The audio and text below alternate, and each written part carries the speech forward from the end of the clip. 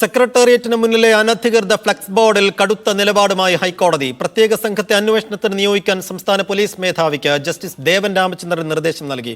നിയമലംഘനം നിസ്സാരമായി കാണാനാവില്ലെന്നും കോടതിയുടെ നിരീക്ഷണം. മാർഗ തടസ്സം സൃഷ്ടിച്ച് ഫ്ലക്സ് വെച്ചതിന് സെക്രട്ടേറിയറ്റ് എംപ്ലോയീസ് അസോസിയേഷനെതിരെ കേസെടുത്തു.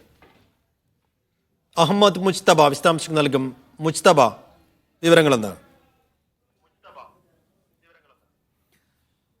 സൈഫുദ്ദീൻ, ഈ നിരവധിയായ ഓർഡറുകൾ ഉണ്ടായിട്ടും ഉത്തരവുകൾ ഉണ്ടായിട്ടും അത് ഹൈക്കോടതിയുടെ ഉണ്ട്, ഗസറ്റ് വിജ്ഞാപനമുണ്ട്, പ്രിൻസിപ്പൽ ഡയറക്ടറുടെ ഉൾപ്പെടെയുള്ള നിരവധിയായ ഉത്തരങ്ങളുണ്ട്. ഈ ഉത്തരവുകളെല്ലാം ലംഘിച്ച് വീണ്ടും കഴിഞ്ഞ ദിവസം സെക്രട്ടേറിയറ്റ് പരിസരത്ത് ഇത്തരത്തിൽ ഫ്ലക്സ് സ്ഥാപിച്ചതുമായി ബന്ധപ്പെട്ടാണ് ഹൈക്കോടതി അതിരൂക്ഷമായ വിമർശനം ഉന്നയിച്ചത്. സാധാരണഗതിയിൽ ഇത്തരത്തിലുള്ള കേസുകൾ എല്ലാ ബുധനാഴ്ചകളിലും ഇതുമായി ബന്ധപ്പെട്ടും പ്രത്യേകിച്ച് കൊച്ചിയിലെയും തിരുവനന്തപുരത്തെയും ഒക്കെ നഗരങ്ങളിൽ കാഴ്ചമറക്കുന്നതും വഴിയാത്ര തടസ്സപ്പെടുത്തുന്നതും ഉൾപ്പെടെയുള്ള നിരവധിയായ വിഷയങ്ങൾ രൂക്ഷ വിമർശനമൊക്കെ ഹൈക്കോടതിയുടെ ശ്രദ്ധയിലുണ്ട്. അതുമായി ബന്ധപ്പെട്ട് കോർപ്പറേഷനുകളുടെ കൂടി സഹകരണത്തോടുകൂടി ഈ ഫ്ലക്സുകൾ നീക്കം ചെയ്യുന്നതിനിടയിലാണ് കഴിഞ്ഞ ദിവസം ഈ വിഷയവുമായി ബന്ധപ്പെട്ട് ഇത്തരത്തിൽ കേരള സെക്രട്ടേറിയറ്റ് എംപ്ലോയീസ് അസോസിയേഷന്റെ ഒരു കൂറ്റൻ ബോർഡ് സെക്രട്ടേറിയറ്റ് പരിസരത്ത് ഉയർന്നത് സംബന്ധിച്ച് കോർപ്പറേഷൻ നൽകിയ പരാതിയിൽ കേസെടുക്കുകയും ഒപ്പം തന്നെ ആ വിഷയം ഇന്ന് ഹൈക്കോടതി പരിഗണിക്കുമ്പോൾ അതിരൂക്ഷ വിമർശനം ഉന്നയിക്കുന്നു. ഒപ്പം തന്നെ ഈ വിഷയത്തിൽ പോലീസ് അന്വേഷണം നടക്കുന്നുണ്ടെങ്കിൽ പോലും അത് DGPയോട് മേൽനോട്ടം വഹിക്കാനും കോടതി ആവശ്യപ്പെട്ടിട്ടുണ്ട്. അടുത്തയാഴ്ച ഈ കേസ് വീണ്ടും പ്രത്യേകമായി പരിഗണിക്കുന്നുണ്ട്. അന്ന് അടുത്ത ബുധനാഴ്ച പരിഗണിക്കുമ്പോൾ കൃത്യമായി